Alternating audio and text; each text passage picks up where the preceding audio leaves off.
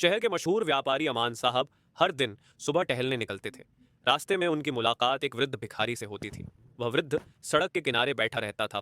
बहुत से लोग उसे देखकर नाक भौं सिकोड़ते और बिना ध्यान दिए आगे बढ़ जाते, लेकिन अमान साहब हर दिन उसे कुछ पैसे देते थे। एक दिन एक दोस्त ने पूछा, तुम हर दिन इस भिखारी की मदद क्यों करते हो?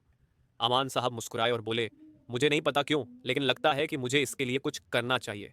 इसे देखकर ऐसा महसूस होता है कि मैं इसका कोई आर्नी हूं। अचानक एक घटना घटी। एक दिन जब अमान साहब सड़क पर टहल रहे थे, तभी अचानक एक तेज रफ्तार ट्रक उनकी ओर बढ़ने लगा। उन्हें कुछ समझने का मौका भी नहीं मिला, लेकिन ठीक उसी समय किसी ने उन्हें धक्का देकर सड़क से हटा दिया। वह गिर पड़े, लेकिन उनकी जान बच गई। जब उन्होंने आंखें उठाकर देखा तो वही वृद्ध भिखारी घायल हालत में सड़क पर पड़ा था। अमान साहब जल्दी से उस व्यक्ति को अस्पताल ले गए। इलाज के बाद जब वृद्ध थोड़ा ठीक हुआ तो अमान ने उससे पूछा, तुमने मेरी जान क्यों बचाई? हम तो एक दूसरे को जानते भी नहीं। वृद्ध हल्के से मुस्कुराए और बोले, नहीं जानते? मैं तो तुम्हें बहुत सालों से जानता हूँ बेटे। अमान हैरान होकर बोले, क्या मतलब? वृद्ध ने कहा, बहुत साल पहले जब तुम छोटे थे, तब एक दिन तुम नदी किनारे खेल रहे थे।